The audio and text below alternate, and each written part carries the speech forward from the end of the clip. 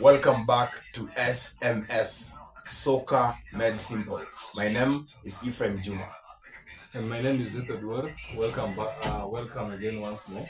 And this week we'll be analyzing the previous Premier League games, and we'll also analyze Real Madrid versus Girona, because I think many people were surprised by the results. Real drawing with Girona 1-1, but as an analyst, I wasn't surprised. I was expecting such a result because Girona at home, last time they were not even beaten by Atletico Madrid, Barcelona, or Real Madrid themselves. So we'll be talking about the previous big teams' results in the Premier League, and we'll also include Real Madrid versus Girona. Now, Seth, this weekend, we've seen Chelsea stand up to Arsenal. What can you say about that? Do you think Chelsea's tactics were better than Arsenal's, or Arsenal decided to sleep yesterday? Chelsea had the home advantage. It wasn't going to be an easy match for Arsenal away at home and at Stamford Bridge against Enzo Maresca. But the major problem with Arsenal in the first half was their players were often rotating their position, so they were having a problem of, at times you would find Merino dropping in so deep, helping the defenders outnumber the pressers from the back line. But then when you have to play the ball forward, player in the position of the striker is not attacking oriented player, so definitely the ball will most likely not progress further up the pitch. So you would they were playing some more touches in the midfield, but not progressing attacking wise. Like they were not threatening in the first half. So Chelsea were the better side in the first half. So that was their major problem in the first half, even after Chelsea conceding the red card. Now, what's your take on Arsenal being Premier League champions this season after last night's game? I'm not going to back on Arsenal. Sorry, Arsenal fans. Sorry to say this, but I think Arsenal are not yet ready to win the EPL title. According to, I think their style of play this season, we might. Okay, let's give them credit for the previous results. We cannot deny that. But drawing with Sunderland 2-2, and you want to win a Premier League match, being beaten by a team like Liverpool, currently they are their worst state since Jurgen Klopp left the club. So being beaten by Liverpool at Anfield, where Man United would win, and they're in a very bad shape right now, even Man United themselves. Now, my counter argument on that, I'm not disputing the fact that you're saying Arsenal aren't ready to win the Premier League. My counter argument is that which team today is ready to face Arsenal for the title contention? Because I see City is not at their prime. They're not playing their football. You know, the Pep's football tiki-taka. They're not playing at their best level, right? City and you can't judge Chelsea. You can't judge Chelsea with 2 games in the week, in midweek with Barcelona, and when they played with Arsenal yesterday. You can say that they just became title contenders overnight. So which teams do you think are going to take this title from Arsenal? Because Arsenal from the start have been one of the best teams in England. Let me just say the best. Their defense top-notch, their goalkeeper top-notch, their gameplay, their scoring goals. They have a huge goal difference. They have conceded very few goals. So which other team do you think is playing at a level that Arsenal is playing for you to say that Arsenal are not going to be title contenders this season? My number one reason for saying this is that it's not the first time we are seeing Arsenal in form with the first 10 games in the Premier League. We are heading to match week 14, and they are still top of the Premier League. Number 2 is with 25 points, a gap of different points from Arsenal, a gap of 5 points from Arsenal. There was a time, I think last season, but one, when Arsenal were leading 12 points ahead. City were number 2, and we were seeing like City are not in form to compete with Arsenal for the title. That was prime City. It wasn't even a prime City. They did not even have a striker in that season. Remember, Haaland didn't even come in at that time. I think it was the other season when Jesus went to Arsenal, and Havertz also joined Arsenal. I think Arsenal were playing very good football, but they did not even win the Premier League at that season, not even a Carabao Cup. So it's not the first time we're seeing this side of Arsenal. They dominate in the first games, and then when it comes to where it now matters to be consistent, I don't think if Arsenal can do that. Even in this season, I don't think so. They'll still bottle this league. Okay, I think for your analysis, I'll take it at that. My opinion is that Arsenal are the greatest title contenders this season. My opinion. I think if they don't take the title this season, then these guys are bewitched. I don't think they'll ever take that title. But for Manchester City and Chelsea, let's see how this unfolds. Arsenal are in a formidable form right now. We can say that. Yes. But we can also give praise to Raya because Arsenal often gets attacked, but they have a very good goal. By the way, you've talked about Raya. On the first day, or on the first match of the Premier League schedule, I think Manchester United were to win, if not for Raya. United were to win. Were to win, if not for Raya. That's why I will still insist. Sunderland were to win, if not for Raya. I don't think if Arsenal are a side that you will convince me that they're ready to win the Premier League this season. If you can perform like that against Manchester United, the team that is currently inconsistent, they can win a game where you expect them not to win. They can lose a game where you expect them not to lose. So we're not even consistent as Manchester United, but yet we outplayed Arsenal at Old Trafford by a mile. They were not even close. They don't even look like a competition match. It was like United were just attacking Arsenal. Okay. Now let's talk about another game that was played. Manchester City played Leeds. You've just talked about Manchester City being out of form and coming and winning the league. Do you think Manchester City this season can win the league? Current Man City, not so sure. Cannot bank on Guardiola to win the Premier League this season. But then the problem with the league leader is that when it matters the most, they bottle it. That's the problem with that. I think we might have Ancelotti last season at Liverpool won with I think less than 90 points. Yes, less than 90 points. And there was a time Arsenal had more points than Liverpool, and they were number 2. They were behind Manchester City. Yes. So last time Liverpool wasn't that good, but Arsenal still bottled the league. That's why I'm saying Arsenal still. I don't think if Arsenal will still win the league this season. I think Mikel Arteta still doesn't have the DNA to win matches. But just talking about that, Chelsea, we've seen them shine in Champions League. By the way, they beat Barcelona Blue Black, contained Lamine Yamal. Do you think Chelsea are now at a position where we can say Enzo Maresca has anchored his style of play at Chelsea, and they can now compete in Europe and also for the league and domestic titles? Somehow I think he has. The problem is that there are very few players that he can rely on. That's the problem currently. So he doesn't have a squad depth that he can rotate these players and still get consistent results.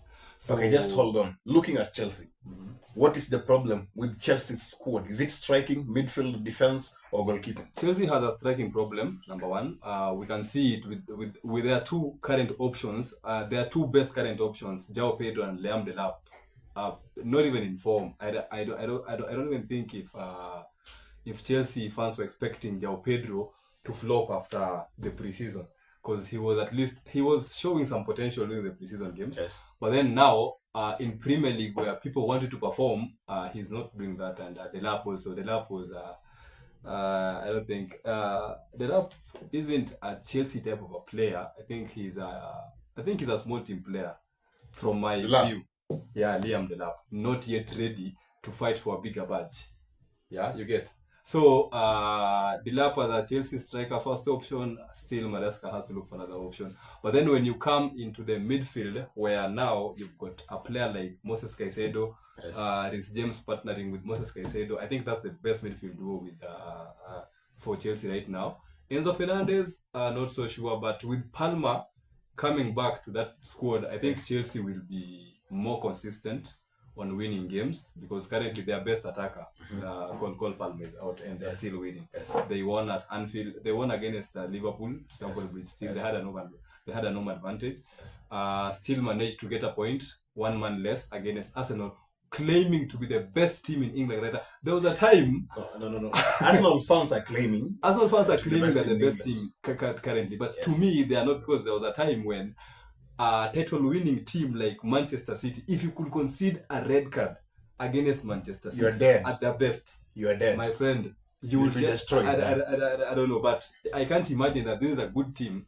Like let's say probably people are hoping that Arsenal are gonna win the league this season, but Yes. I don't think if they're gonna win the league. Still, I'm not convinced. Okay, far from that. Lastly, I want us to talk about Manchester United, the biggest and greatest club in the world, maybe apart from Real Madrid. As a Manchester United fan, I want you to just talk about Manchester United for a minute. Do you think then what causes the inconsistency at Manchester United?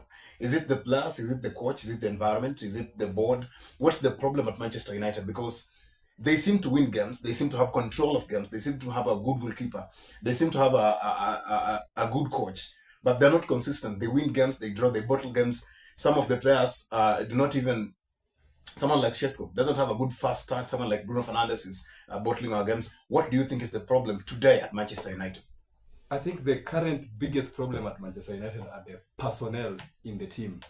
Because the current options that Ruben Amorim has on his disposal, I think he's got very, very limited options. When you look at our midfield, Yes. we've been sticking with Bruno and Casemiro for a very long time now. I think that just tells you that in that position currently, they're the best players that Amorim can play. Okay. Number one, why I understand why he's consistent with that midfield duo is that Bruno, attacking wise, very good, but then defensive wise, he's not The so worst. good. He's the So worst. the best defensive midfielder that we have, who's aging right now, very slow.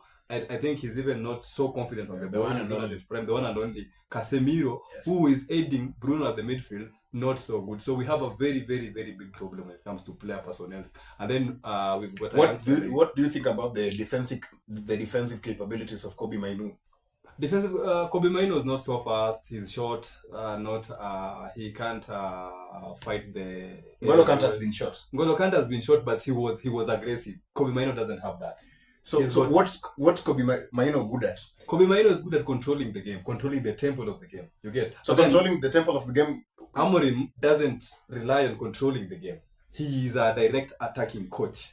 He wants to play moving forward. So we can't rely on Kobe We can't rely on in Amorim's Amorim's style of system, play. and I think that is why Amorim is benching Kobe Maino more often. Kobe Maino is a game controller. You want to control the midfield, you can bring in.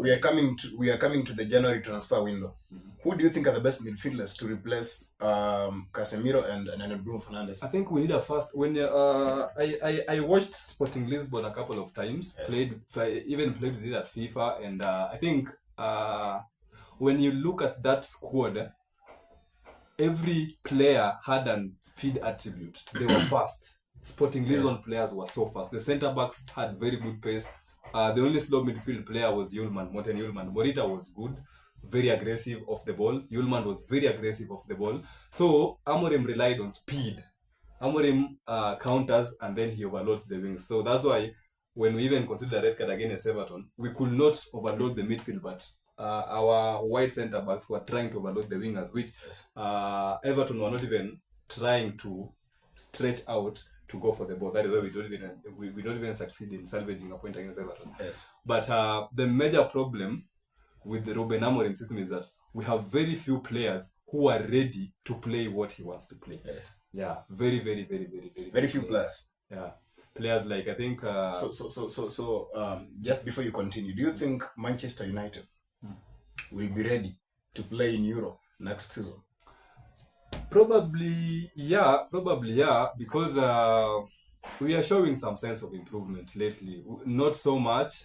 Okay, I might even say so much because the previous United that we've been watching for the last 6 years, United against Man City, 32 possession, United against Liverpool, 6-0. I mean, it was so embarrassing to watch United back then. But now, at this time, during Ruben Amorim's time, I think you can see a style of play. It's just that we are struggling with that style of play, but you can see there's a pattern. So there's a very, very big improvement on that. And we just have problem with the personnel. Players like Bruno Fernandes likes to control the game from every angle. I find it difficult to understand why Manchester United isn't scoring a lot of goals. I think last season we used to complain. Oh, let me just say from when Van Persie Ashley Young, Antonio Valencia, and these guys that used to come from the flanks like Ryan Giggs and Ryan Giggs is Ryan Giggs our top And Giggs assistant. was, I think he's the leading one. Okay, some of these people like Ashley Young used to come from the flanks and pass the ball right into the box. Yeah. And we'll have strikers. We were relying on it. Yes, we'll have strikers scoring those goals, and we'll have strikers like Dimitar Berbatov. We'll have strikers like Chicharito. We'll have strikers like who will score a lot of goals, right? Yeah. Now, we've had more than 13 years of Manchester United having very useless strikers or very good strikers that are not being fed, or balls, let me say, assists and crosses were not coming from the flanks. This is my question. Right now, we have assists and crosses coming from the flanks. You're seeing Brian Mbeumo or Mbeumo or Mbumo, whatever you choose to call him, bringing balls from the flanks. You're having Cunha trying to assist. Shesko has gotten more passes from Bruno Fernandes, from all this, from Mbumo, from Cunha. He's not been able to finish. Now, who is the best striker in the market right now that's the best for Manchester United? Just name two. I think for Manchester United, with Ruben Amorim's playing style, yes, it will still take time. Because if you look at Amorim's style of play, it's so unique that you first have to understand his style of play for you to thrive in the system. And that is what Gyökeres did in Sporting. So when we look at the current market with the current available strikers, yes, I'm gonna go for Victor Osimhen.